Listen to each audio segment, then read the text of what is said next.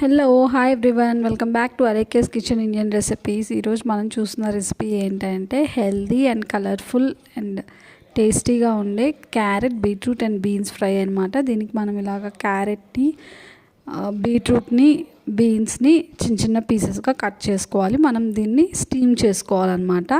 నేను ఇక్కడ అంటే మనం వాటర్ వేసి బాయిల్ చేస్తే దాంట్లో ఉన్న విటమిన్స్ అంతా పోతుంది కదా, సో అందుకని నేనేం చేస్తున్నానంటే స్టీమ్ చేస్తున్నాను అనమాట. మనకి ఇట్లా ఒకటి స్టీమర్ లాంటిది ఒకటి ఉంటుంది. అందులో మనం అన్ని పీసెస్ని యాడ్ చేసుకొని కింద మనము ఒక బౌల్ పెట్టుకొని అందులో వాటర్ యాడ్ చేసుకోవాలన్నమాట. పైన మనం ఇది ప్లేస్ చేసుకొని పైన ఒకటి లిడ్ పెట్టి క్లోజ్ చేసేసుకుంటే మనకి ఏంటంటే మంచిగా ఆవిరికి స్టీమ్ బాయిల్ అవుతాయి అన్నమాట. స్టీమ్తోనే మంచిగా బాయిల్ అవుతుంది, చాలా క్విక్గా అయిపోతుంది అండ్ కలర్ ఏమీ చేంజ్ అవ్వదు, విటమిన్స్ ఏమీ పోవు అనమాట. చాలా హెల్తీగా చేసుకోవచ్చు, హెల్తీ వర్షన్ అనమాట ఇది. తప్పకుండా మీరు ఒకసారి ఇలా ట్రై చేసి చూడండి.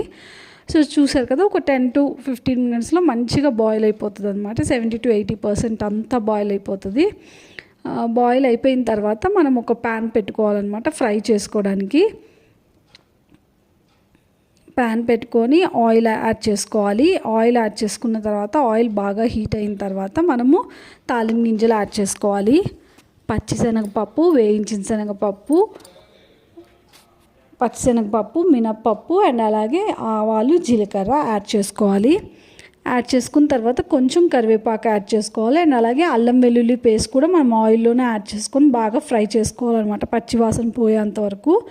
మనకేంటంటే క్యారెట్ కొంచెం స్వీట్నెస్ ఉంటుంది కాబట్టి ఆ స్వీట్నెస్ పోవడానికి మనం ఎక్కువ మసాలా యాడ్ చేసుకోవాలి. అల్లం వెల్లుల్లి పేస్ట్ అందుకని ముందర యాడ్ చేసుకున్నాం. అండ్ అలాగే నెక్స్ట్ అది ఫ్రై అయిన తర్వాత మనం బాయిల్ చేసినవన్నీ యాడ్ చేసుకొని పసుపు, ఉప్పు యాడ్ చేసుకోవాలి తగినంత, మన టేస్ట్కి తగ్గట్టు బాగా మిక్స్ చేసుకోవాలన్నమాట. ఇది మనకి ఎక్కువ టైం పట్టదు ఎందుకంటే ఆల్రెడీ ఫ్రై అయిపోయింది కాబట్టి. ఇది కూడా మనకి న్యాచురల్ కలర్ అనమాట, మనం ఏమి కలర్స్ యాడ్ చేయలేదు.